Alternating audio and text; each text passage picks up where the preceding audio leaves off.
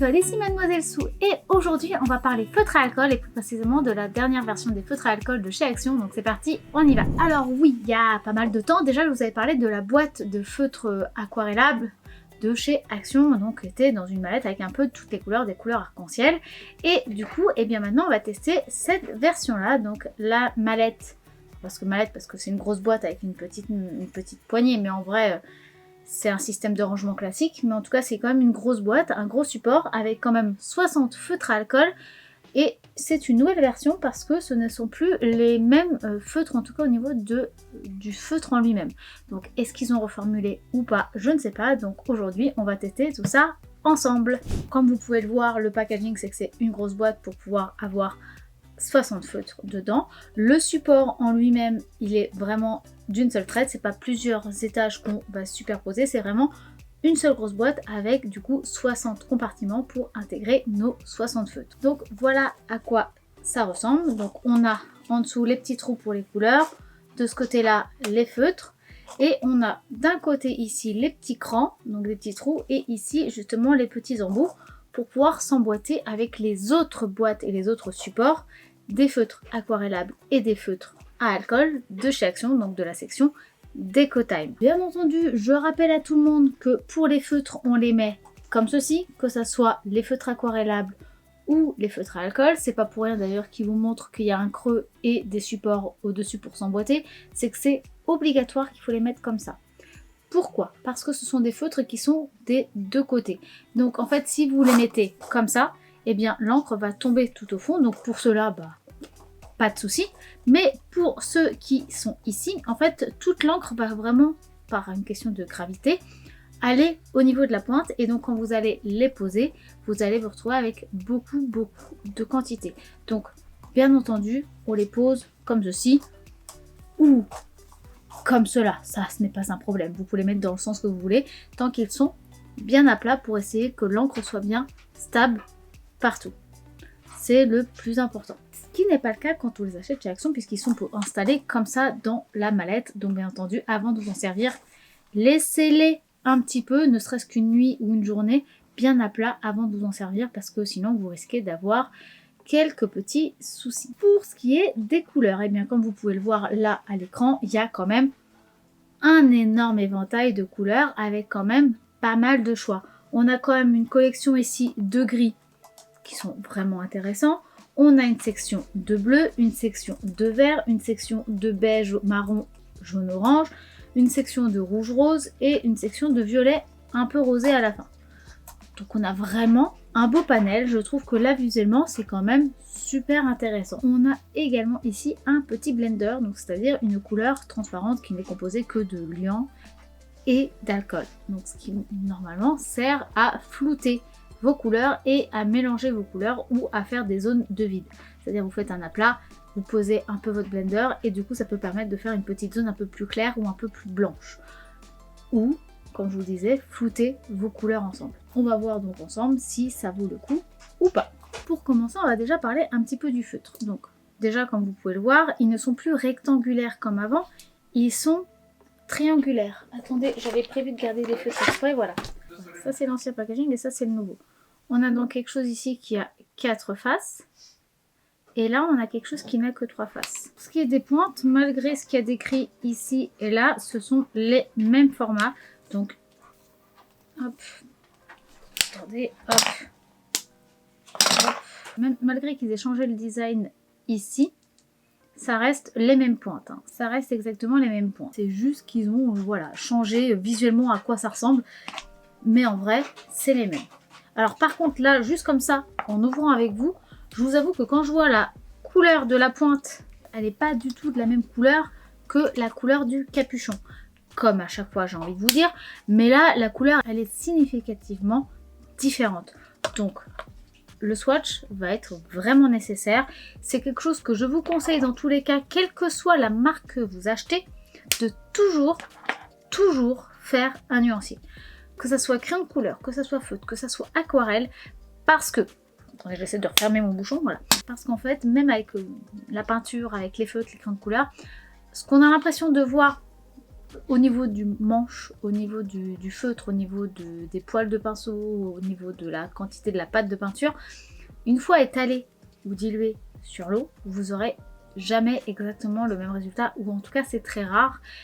Et du coup c'est bien d'avoir une petite piqûre de rappel, parce que des fois on peut se tromper, on peut se dire oh bah parfait, c'est exactement la teinte que je veux, et on pose et là on fait ah ça va pas du tout. Toujours faire un nuancier, c'est vraiment important, parce que bah justement sinon en fait on risque de se tromper sans le vouloir, parce qu'on est concentré ou on est pressé, ou voilà on est dans le jus, on fait pas attention et c'est trop tard après. En dehors de ça, ce qui n'a pas vraiment changé, hein, parce que le fait de, voilà, de vous montrer des feutres qui n'ont pas exactement la même couleur que l'embout, c'est quelque chose qu'on a l'habitude, c'est quelque chose de courant chez Action, donc ça ne nous choque pas plus que ça en vrai. Donc maintenant il n'y a plus qu'à faire les swatchs. Donc je commence tout de suite par ouvrir mon carnet, hein, comme d'habitude, et on va noter le titre. Donc on fait les 60 twin markers de chez Decotime à Action. Et je commence tout de suite sans accélérer pour vous montrer ce que ça donne.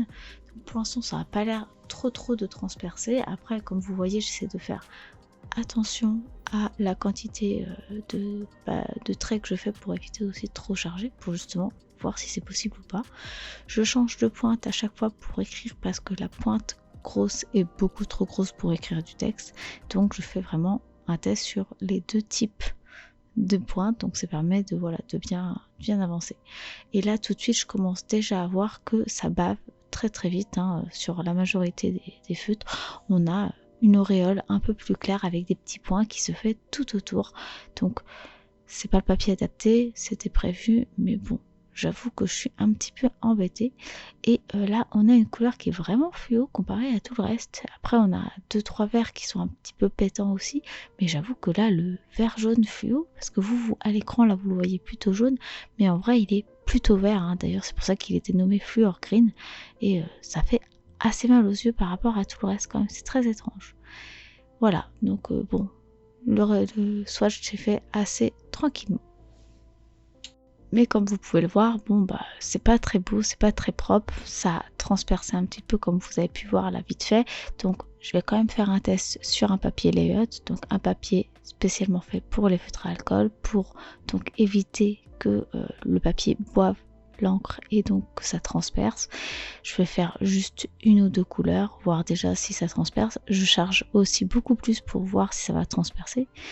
J'ai chargé vraiment 3 fois plus que sur l'autre, et là j'ai mis une case et j'essaie vraiment de pas dépasser de la case pour voir si ça va baver et donc aller au-dessus de ma ligne que j'avais faite.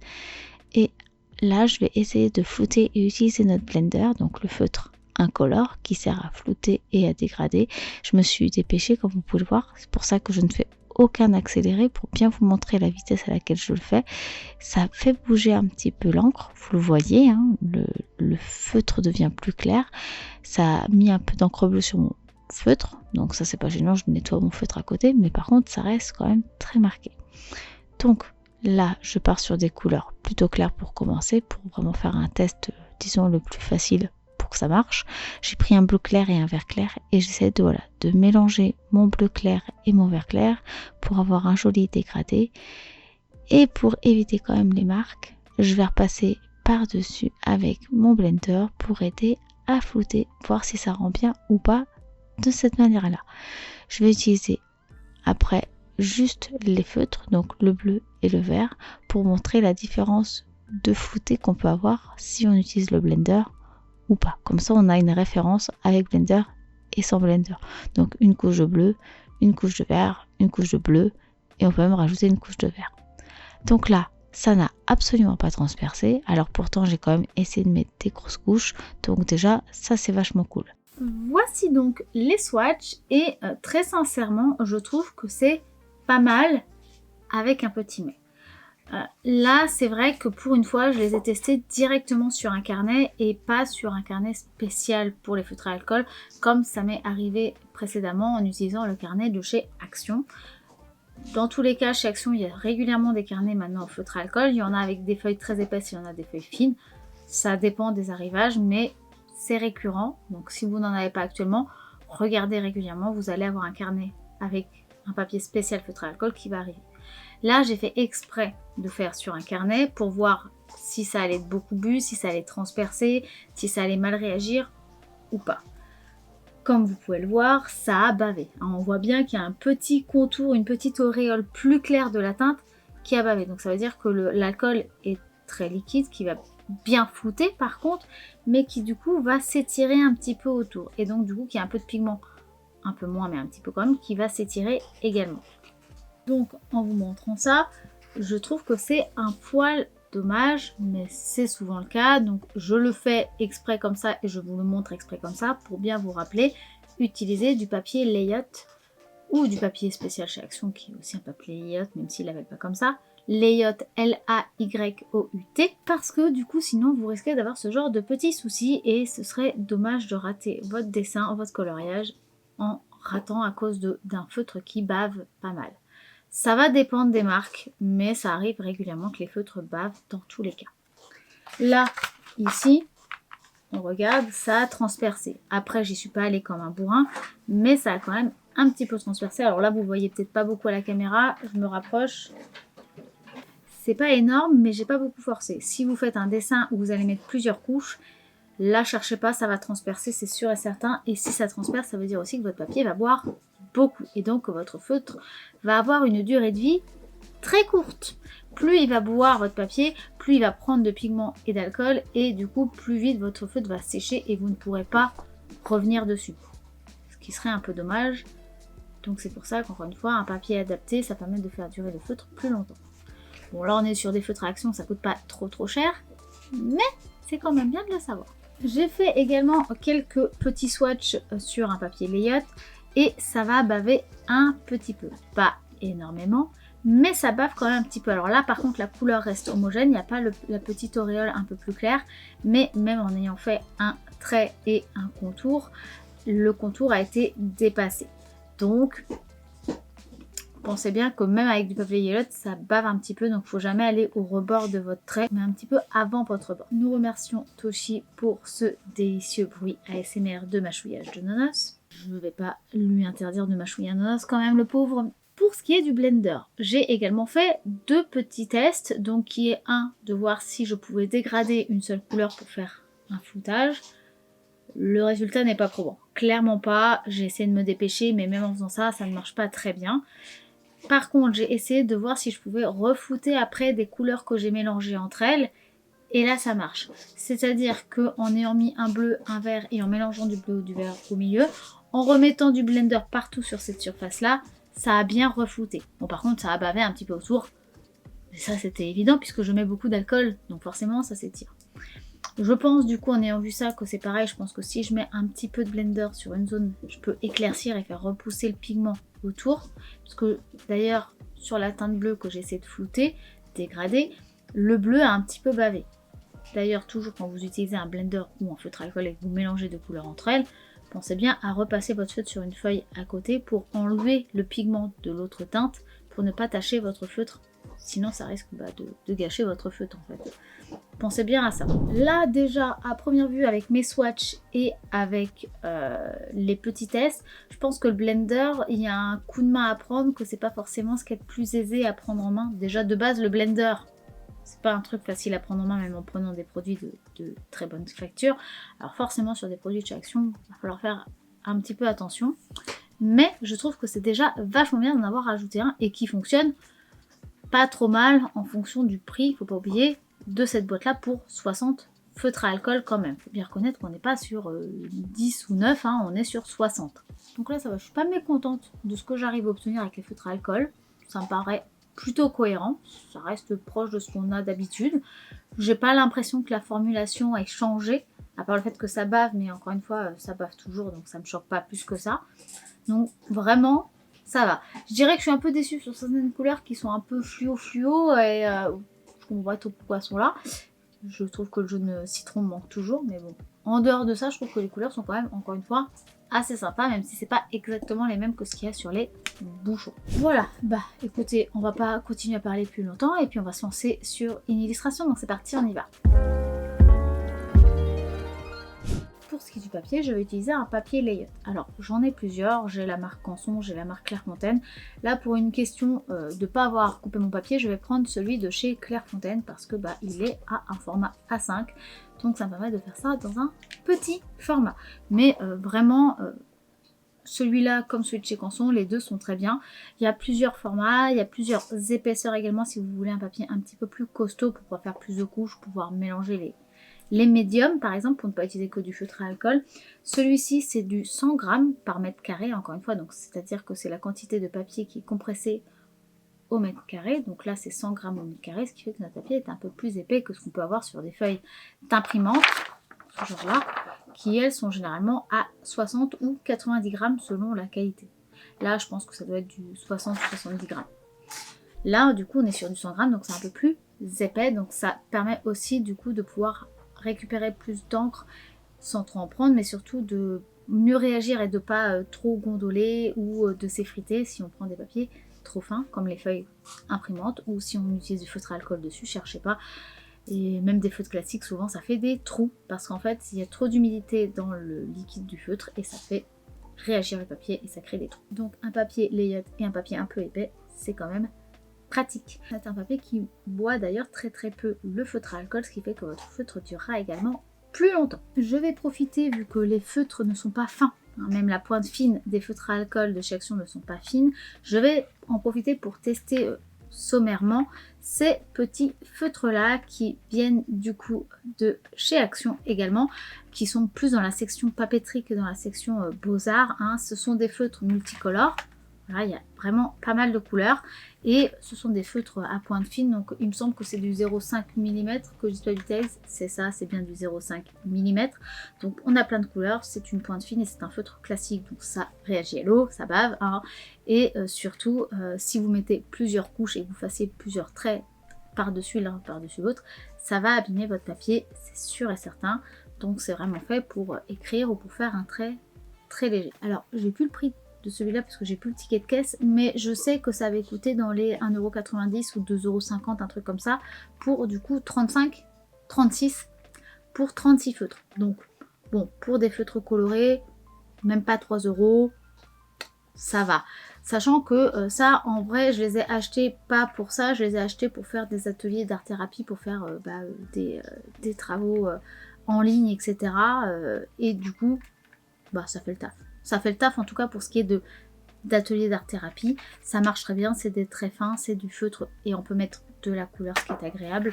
Donc un joli panel. Alors, je m'embêterai pas à faire un nuancier parce qu'on a plusieurs teintes assez proches. On n'a pas deux numéros, il y en a 36 et ça fera un trait très fin et vous n'allez quasiment rien voir en vidéo. Donc je ne ferai pas de nuancier pour ce genre de produit. Par contre, je vous donne mon avis final quand même à la fin de la vidéo, une fois que j'aurai fini de faire mon liner, mes traits de contour et de texture sur l'illustration.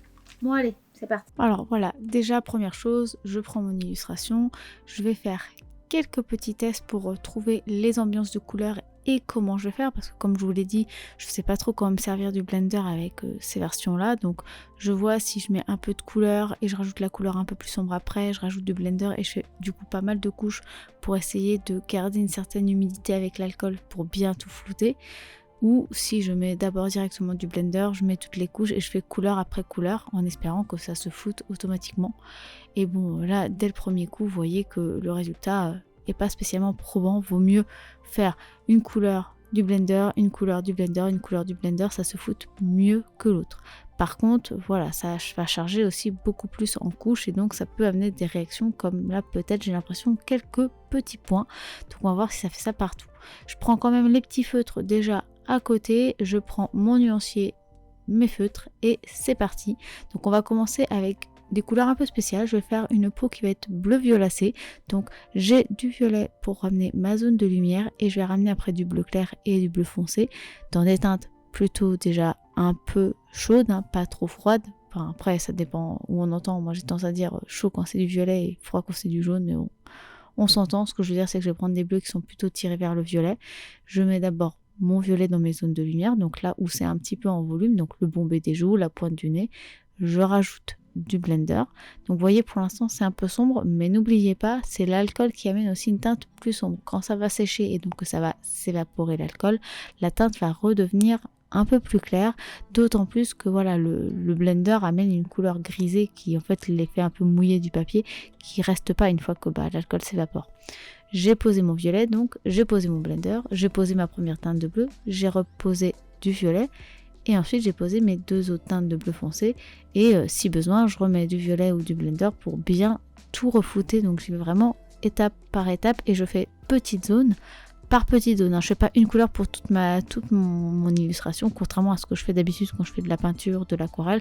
Là au contraire, on va vraiment faire zone par zone pour bien être sûr que ça se floute correctement en fait. Et là je commence déjà à voir qu'on a pas mal de petits grains, hein, vraiment même sur la peau. Vous voyez, ça amène un petit effet grain comme si les pigments voulaient pas se stabiliser. Donc je vous montre ça avec mon autre téléphone, mais voilà. Donc, pour les cheveux, on va essayer une autre technique, on va essayer de faire plus des traits et éviter de trop flouter et d'essayer de chevaucher tous les traits pour amener de la texture, mais sans faire trop de couches. Donc je vais d'abord mettre du violet clair bien partout et là vous voyez il a l'air méga foncé, mais n'oubliez pas, c'est encore une fois à cause de l'alcool, d'où le fait d'avoir un nuancier à côté qui vous montre la vraie couleur une fois sec, une fois que l'alcool s'est bien évaporé. Je pose donc du coup mon verre bien partout et ensuite on va s'amuser à amener des traits et seulement des traits et plus du floutage pour justement éviter de ramener cet effet de texture de petits points qui devient de plus en plus visible sur l'illustration. Et donc je vais poser toutes les teintes de vert et de bleuté que j'ai pu vous montrer juste avant. On fait vraiment ligne par ligne. J'essaye de mettre le foncé là où il y a plein de traits parce que c'est là où ça se chevauche et donc il y a moins de lumière qui se pose. Je ramène du bleu un peu plus clair et je reprends de temps en temps le vert clair du départ pour faire des transitions en fait entre les zones foncées et les zones claires pour avoir justement voilà des choses un peu médium et que ça fasse pas un truc très foncé et un truc très clair bien tranché. Le but est voilà d'avoir quand même des choses qui se chevauchent un petit peu pour amener de la nuance. Donc j'essaye voilà d'en amener bien partout. Je ramène un bleu, vous voyez, bien foncé et aussi des bleus bien clairs. Là, donc je vous ai montré le bleu, c'est le bleu que je vais utiliser pour le vêtement, donc pour la tenue qui ressemble un peu à un kimono parce que c'est ce que j'avais dans ma tête, même si ça se voit quasiment pas puisqu'il n'y a quasiment rien de visible. Et ensuite je prends un bleu un peu plus foncé pour amener mes ombres. Je l'ai fait sommairement parce que de toute façon je vais repasser avec une autre teinte, donc là vous voyez un bleu encore plus foncé et je sais pas pourquoi j'ai voulu y aller finement avec la pointe fine pour du coup éviter que ça bave trop et faire des plis plus marqués, mais en fait du coup à remplir c'était un calvaire, donc c'était pas non plus la meilleure idée. C'est pas toujours évident vu qu'il bave d'éviter que ça bave trop et que du coup ça remplisse tout. C'est ce qui m'arrive avec le bleu médium là sur le vêtement, du coup on voit beaucoup moins les zones de lumière bleu clair parce que du coup ça a bavé plus que ce que je supposais et du coup j'essaie de faire attention avec mes autres bleus. Je garde mon bleu foncé pour ramener quelques petits traits et ramener un petit peu d'ombrage donc du coup sur mon oreille, enfin sur mes oreilles, et je prends un peu de rose et je vais prendre un rose au début un peu orangé et ensuite un rose un peu plus rosé pour faire ma teinte de mes lèvres. Je m'attaque à mes bijoux et là je voulais prendre un jaune et je me retrouve avec un vert et du coup je suis un peu dépitée, mais bon, maintenant que je l'ai mis en ombrage, je suis obligée de le mettre partout. Donc je le mets partout. Je laisse déjà un petit peu s'évaporer et je pose un rose rouge un peu plus opaque, un peu plus foncé. Et je reprends le rose beige du départ pour reflouter un petit peu tout ça. Et vous voyez, c'est magique. On le voit que ça se floute bien. Ça bave aussi beaucoup, donc c'est très problématique. Et là, je viens de mettre du jaune orangé puisque je n'ai pas de jaune citron et comme vous pouvez le voir, ça fuit. Là, il y a eu une grosse goutte qui est tombée et du coup, ça a fait baver. Donc là, ça a débordé de partout. J'essaie de remettre après avoir essuyé pour enlever la grosse goutte qui avait bavé et ça bave encore. C'est dramatique, ça a énormément fusé. Je suis dégoûtée. Donc c'est pas grave, on va rattraper comme on peut. Donc je vais grossir la lune et comme on voit le trait du crayon à papier, malgré que j'ai mis quand même un peu de gomme mie-de-pain, je vais prendre un orangé et je vais faire que c'est toute une zone d'ombre et que du coup c'est normal que ça soit bien délimité. Je mets des petits points sur mes bijoux et on s'arrête là, j'en peux plus. C'est pas évident du tout à gérer le foutage. Je prends les autres feutres et comme vous pouvez le voir, les couleurs vous les voyez pas très bien, d'où le fait que je me suis pas pris la tête à faire de nuancier. J'ai fait quelques petits tests pour trouver les teintes que je préférais et donc j'ai choisi des teintes un peu rosées, un peu violacées pour les lèvres, pour les cils, pour la le visage, les cheveux, les vêtements. Et je vais donc ramener des contours un peu plus nets un peu partout pour rajouter encore du contraste, pour qu'il y ait vraiment des différences entre la peau claire, les cheveux foncés, pour que justement tout ressorte bien. Vous voyez, entre le visage et les cheveux, j'ai amené une zone très très foncée. C'est pareil pour mes cheveux, entre deux zones de cheveux, j'essaie qu'il y ait des choses claires et des choses foncées. Ça va amener des profondeurs, des volumes et donc donner un petit peu de vie. Là, j'ai pris différents types de verres, donc un vert foncé et des verts clairs, pour amener aussi un petit peu de texture et ramener quelques traits supplémentaires dans mes cheveux. Et je finis donc avec un marron, je crois, ou un orangé pour faire tous les contours de mes bijoux pour attraper tourner calvaire. Et voilà le résultat. Ça se fout. Alors franchement, ça se fout bien, c'est pas mal. Par contre, et du coup, connaissant le papier, je pense pas que ça soit le papier le problème. Je trouve que ça amène un sorte de petit grain. Parce que du coup, comme je mets pas mal de couches avec le blender, avec les couches de couleur pour essayer de tout flouter, parce que j'ai une obsession pour ce qui est flouté, je trouve que ça amène un sorte de grain. Alors, c'est pas forcément dérangeant, mais par contre, c'est un truc que j'ai pas l'habitude, ça me perturbe un peu. Donc du coup, je me pose la question du... est-ce que ce serait pas les pigments qui réagissent avec le blender ou autre? Je me pose la question. Ça marche pas sur du papier classique qui boit beaucoup. Donc je suis assez un petit peu intriguée par rapport à ce grain de papier. En tout cas, les petits points qu'il y a, vraiment, c'est un peu bizarre. Au niveau du vert, ça se fait beaucoup moins. C'est-à-dire que là où ça s'est fait, c'est quand je suis repassée plusieurs fois sur les couches où j'ai remis du vert foncé, du bleu foncé, des choses comme ça. Mais sur les parties où j'ai mis très peu de couches, non. Donc c'est vraiment un effet de surcouche qui amène cet effet de grain. Donc c'est aussi pour ça que je me dis que c'est vraiment une réaction par rapport au feutre en lui-même et le papier, parce que sinon le papier aurait réagi tout de suite en fait. Mais j'ai réussi à mélanger les couleurs, j'ai réussi à me servir du blender. Une fois bien sec, j'ai testé les feutres dont je vous ai parlé et franchement pareil, ça a bien réagi, ça n'a pas bavé, etc. Franchement, je suis très contente. Les feutres, encore une fois, pour leur budget, je trouve que c'est vraiment pas mal. Et par contre, en ayant vu ça, ça me donne envie de tester sur un autre papier, comme par exemple le papier Bristol, qui lui, au contrario d'un papier layout, va boire beaucoup. C'est aussi une chose que beaucoup de dessinateurs qui utilisent les feutres alcool maintenant recommandent, c'est-à-dire que c'est un papier qui va boire beaucoup, donc par contre ça gâche très vite vos feutres, mais par contre ça permet de flouter énormément et du coup d'avoir des belles surfaces bien douces sans avoir à passer 12 000 couches de blender.